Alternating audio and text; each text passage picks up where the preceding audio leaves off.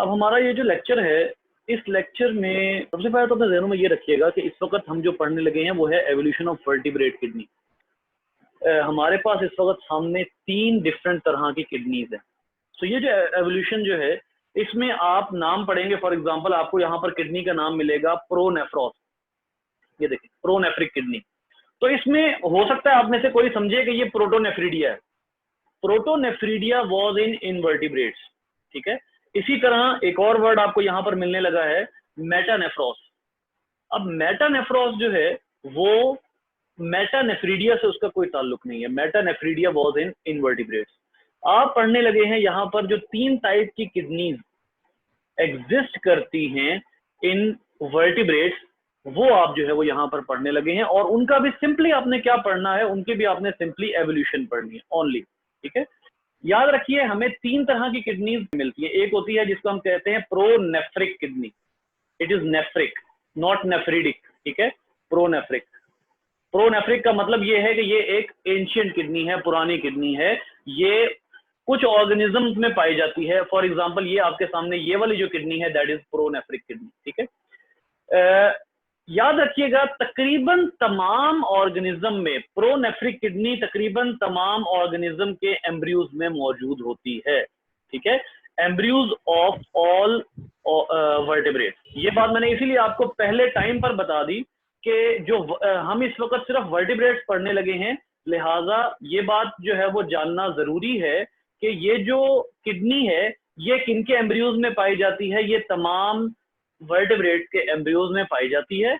और उसके बाद फिर अगले स्टेप पर क्या होता है, the kidney, the pronephros is replaced by advanced kidney. ये जो प्रोनेफ्रिक किडनी है ये बनती है, और ये बनने के बाद कुछ ऑर्गेनिजम्स में ये परसिस्टेंट होती है। परसिस्टेंट का क्या मतलब होता है? परसिस्टेंट का मतलब होता है it remains as a working kidney in their whole life. कुछ वर्टिब्रेट्स ऐसे हैं, जैसे मैं आपको यहां पर एग्जांपल देता हूं हैगफिश की। जो वर्टिब्रेट्स हैं उनमें जो हैगफिश है उसमें जो प्रोनेफ्रिक किडनी है वो through out life working kidney रहती है। लेकिन हैगफिश के अलावा हायर जितने ऑर्गेनिजम्स हैं उनमें प्रोनेफ्रिक किडनी रिप्लेस कर दी जाती है।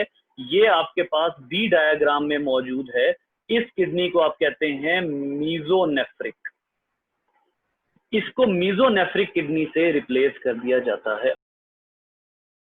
प्रोनेफ्रिक किडनी के कुछ फीचर्स जो हैं वो जो यहां पर जानना जरूरी है वो क्या है। नंबर 1, ये एंटीरियर इन द बॉडी है। जी, इसका क्या मतलब होगा? एंटीरियर इन द बॉडी का मतलब होगा कि ये किडनी ऑर्गेनिज्म की बॉडी में बाकी किडनीज की निस्बत नियरर टू हेड है। एंटीरियर पोर्शन देखें, जब आप पोस्टीरियर की बात करेंगे तो इसका मतलब है वो बैक साइड की बात हो रही है। This is posterior area, this is anterior area. अब जो ये किडनी ये आमतौर पे इस एरिया में मौजूद होती है और यहां से लेकर काफी पीछे तक जो है ये किडनी काम करती है। तो कहने से क्या मुराद है कि ये वो किडनी है जो बाकी दोनों किडनीज की निस्बत, यानी मीजोनेफ्रिक और ये वाली जो किडनी है ये आपको यहां पर लिखा नजर आ रहा है मेटानेफ्रिक। अब इसमें सबसे पहले डिफरेंस देख लीजिए। इस किडनी का आगाज हो रहा है यहां से। इसका आगाज जो क्लोएकल ओपनिंग है उसके करीब से हो रहा है, यानी आप इस किडनी को क्या कहेंगे? It is posterior than pronephric. मैं रिपीट कर रहा हूं, ये एंटीरियर देन मीजोनेफ्रिक है और mesonephric is posterior than pronephric kidney है। सबसे पहली बात जो हमें एनिमल किंगडम में नजर आती है वो ये है कि इनिशियली जब किडनी डेवलप होना शुरू हुई तो वो बॉडी में तकरीबन मिडल में या मिडल से थोड़ा आगे से शुरू होती थी। लेकिन उसके बाद क्या हुआ कि जैसे जैसे किडनी की एवोल्यूशन हुई, किडनी जो है वो किस तरफ मूव करना शुरू हो गई। एवोल्यूशन के प्रोसेस के दौरान किडनी ने posterior to the body move करना शुरू कर दिया, यानी क्लोएका के करीब आती गई। और अब आप देख सकते हैं इस वाले में, ये देखें, इस वाले में दिस इज क्लोएका और जो मेटानेफ्रिक किडनी है वो इस जगह मौजूद है। इसमें आप देख सकते हैं कि जो टेस्टिस हैं उनकी जो एक्चुअली यहाँ पर गोनेड लिखा होना चाहिए था, लेकिन चलें, जो टेस्टिस हैं वो नजर तो इससे सेपरेट आ रही है लेकिन इनकी ओपनिंग कॉमन ही है, यानी कि स्पर्म भी इधर से जाएंगे और जो यूरिन वगैरह बनेगा वो भी इधर से जाएगा, ठीक है। तो कॉमन ही है, इसकी जो है वो कॉमन ही एंट्री है यहाँ से, ठीक है, इन तमाम से। और एक और बात आप नोट करें कि इसकी कई ट्यूब्यूल्स हैं, ये देखें, इसने यहाँ पर मेंशन किया हुआ रीनल ट्यूब्यूल्स, ये आपके सामने ये रीनल ट्यूब्यूल है ना ये, ठीक है, ये रीनल ट्यूब्यूल्स इतनी ज्यादा है, एक बड़ा सारा किडनी जैसा ऑर्गन है, ठीक है, और उसमें इतनी ज्यादा रीनल ट्यूब्यूल्स हैं, और इन रीनल ट्यूब्यूल्स में आपको नजर क्या आ रहा है कि टेस्टिस और किडनी की जो रीनल ट्यूब्यूल्स हैं वो कॉमन है, मतलब जहां से यूरिन जा रहा है वहीं से उन्हीं ट्यूब्यूल्स को यूज करते हुए स्पर्म ने भी आगे मूव करना है। अब आप यहां पर देखिए, अब मैं क्या पढ़ाने लगा हूं, मीजोनेफ्रिक किडनी, जो एनिमल किंगडम में दूसरी टाइप की किडनी हमें मिलती है, मीजोनेफ्रिक किडनी। पहला डिफरेंस क्या है, किडनी एक्चुअली यहां से स्टार्ट हो रही है, ये देखिए एंटीरियर पोर्शन ऑफ ओपिस्थोनेफ्रोस। ओपिस्थोनेफ्रोस क्या है ये मैं आपको लेक्चर के एंड पे बताऊंगा। नई बनने वाली किडनी का जो इनिशियल पोर्शन है ना, वो इस पोर्शन से अलग है, देखिए दो पोर्शन है, एक ये पोर्शन और एक ये पोर्शन। ये बिल्कुल वही फंक्शन तकरीबन करता है किडनी का, ये जो अलहदा हुआ है ना, ये कौन सी किडनी की बात कर रहा हूं मैं, मीजोनेफ्रिक किडनी की बात कर रहा हूं। प्रोनेफ्रिक किडनी के बाद जब मीजोनेफ्रिक किडनी की फॉर्मेशन हुई, तो ये जो आपको अगला हिस्सा नजर आ रहा है जिसको इसने एंटीरियर पोर्शन का नाम दिया है, इससे एरिथ्रोपोइटिन रिलीज होता है, इससे एरिथ्रोपोइटिन रिलीज होता है, मतलब एरिथ्रोपोइटिन रिलीज होकर तो आपको वो इन ऑर्गेनिजम्स के ब्लड की डेवलपमेंट के काम आता है, ठीक है। तो एक और दूसरी बात गौर करें, एक तो मैंने आपको कहा कि एंटीरियर पोर्शन पोस्टीरियर पोर्शन से अलग हो गया, दूसरी बात यहां पर गौर करने की क्या है कि ये किडनी तकरीबन 1/3 पार्ट लूज कर चुकी है। कौन सा 1/3 पार्ट, प्रोनेफ्रिक किडनी का। प्रोनेफ्रिक किडनी पूरी इतनी उसकी लेंथ जो है वो यहां से यहां तक है प्रोनेफ्रिक किडनी की, जबकि इस किडनी की अगर आप लेंथ देखते हैं तो ये 1/3 पार्ट अपनी लेंथ का लूज कर चुकी है। इसका क्या मतलब हुआ कि जो प्रोनेफ्रिक किडनी है वो लेस डेवलप्ड थी। लेंथ ज्यादा होने का मकसद ये नहीं है, देखें लेंथ ज्यादा होना इस बात की दलील नहीं है कि वो किडनी ज्यादा स्पेशलाइज्ड है, बल्कि एक अलग पोर्शन बन जाना, फॉर एग्जांपल ये एक अलग पोर्शन बना है तो ये ऑर्गेनिज्म को हार्मोन रिलीज करने में हेल्प कर रहा है, ये ऑर्गेनिज्म को और कामों में हेल्प कर रहा है, तो इसका मतलब ये हुआ कि ये ज्यादा डेवलप्ड है, यानी मीजोनेफ्रिक। और बाकी सारी जो ट्यूब्यूल्स हैं, ये देखें, ये सारी जो डक्ट्स हैं, ये डक्ट्स अलहदा हो चुकी हैं, और जो टेस्टिस की डक्ट्स हैं वो अलहदा हो चुकी हैं। एंड पे जाके सबने सेम हो जाना है, ये बात ह्यूमन में भी यही है। आप अगर टेस्टिस को देखते हैं तो टेस्टिस की जो लोकेशन है वो किडनी से बहुत अवे है, लेकिन उसकी और जो टेस्टिकल्स हैं और किडनी है उनकी ओपनिंग सेम है, तो ओपनिंग तो एवोल्यूशन में अभी तक सेम ही है, लेकिन जो इनिशियल पार्ट है वो ये देखिए, यहां पर क्या था, यहीं से यूरिन बन के आ रहा था और यहीं से स्पर्म्स की ट्रेवल हो रही थी रीनल ट्यूब्यूल्स में। यहां पर क्या हो रहा है, ये जो इसकी बात कर रहा हूं मीजोनेफ्रिक की, मीजोनेफ्रिक में इनिशियल जो रोड है, इनिशियल जो पाथ है स्पर्म्स का वो सेपरेट है, और बाद में जाके वो दोबारा कंबाइन हो जाता है किससे, किडनी वाले पाथवे से कंबाइन हो जाता है। इसके बाद आ जाइए तीसरा डिफरेंस देखते हैं जो हमें प्रॉपरली बताएगा। अब ये देखिए, सबसे पहली बात, इसमें जो सबसे इंपॉर्टेंट बात है वो क्या है, इसमें ग्लोमेरुलस बन चुके हैं जो कि पिछलों में नहीं थे।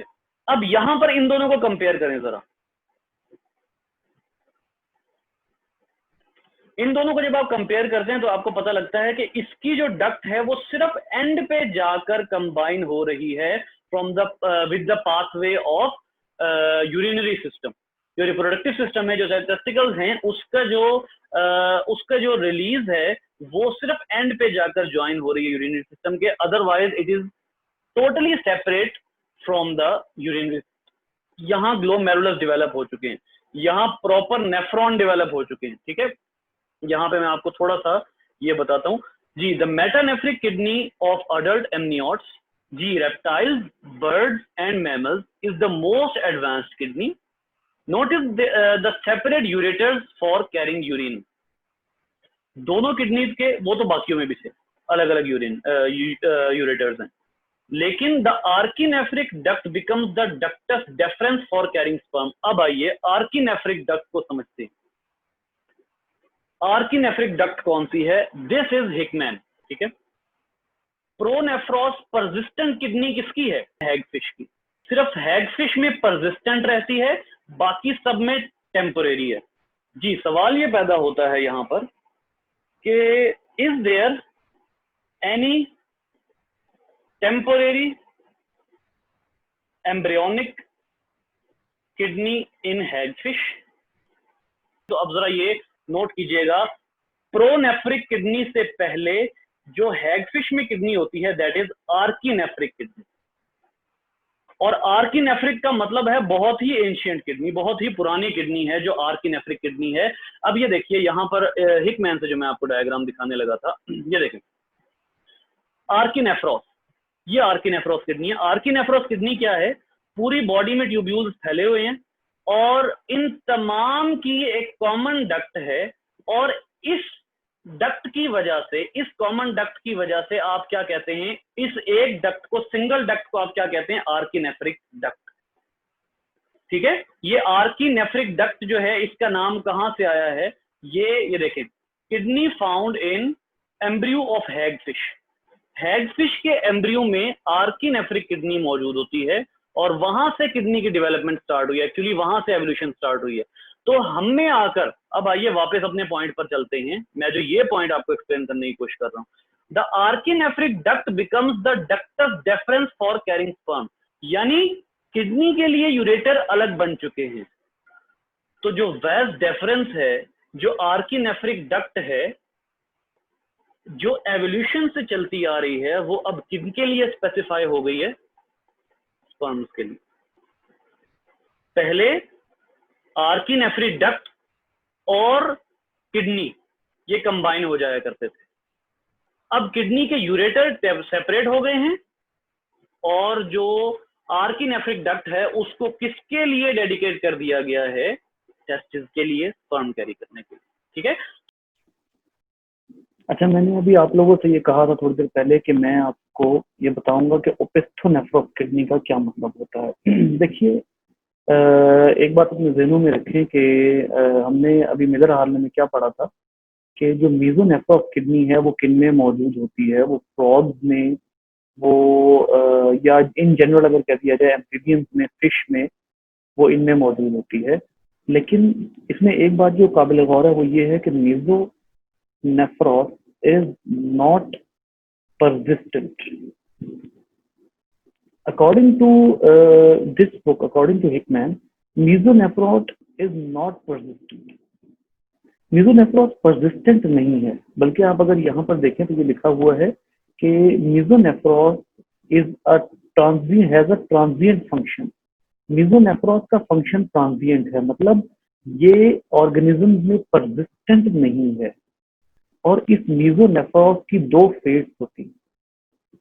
कौन कौन सी फेट्स होती हैं मीजोनेफ्रॉस की? अगर आप यहाँ पर गौर करते हैं तो मीजोनेफ्रॉस की दो जो फेट्स हैं उनमें इसकी डीजेनरेशन के बाद या तो ये मीजोनेफ्रॉस डेवलप हो जाएगी मेटानेफ्रॉस में, ये जो मीजोनेफ्रॉस है ये डीजेनरेट होकर, इसका इतना हिस्सा डीजेनरेट होकर मीजोनेफ्रॉस का वो कन्वर्ट हो जाएगा मेटानेफ्रॉस में, किनमें?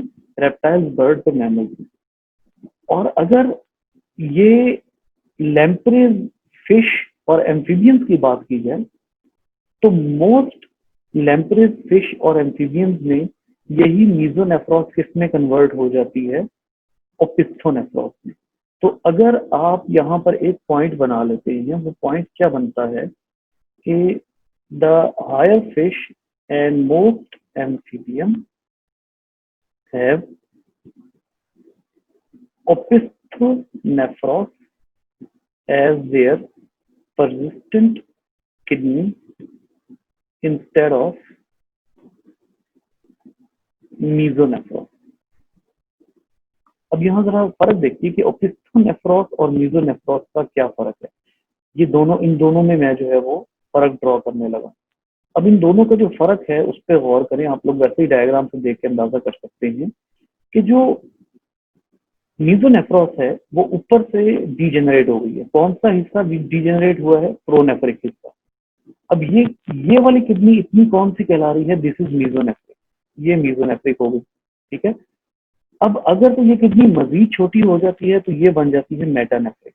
लेकिन अगर यही किडनी अपनी लेंथ मजीद गेन कर लेती है, यानी निचला हिस्सा भी गेन कर लेती है, ये देखिए ये वो न्यू पोर्शन है जो इसने गेन किया है।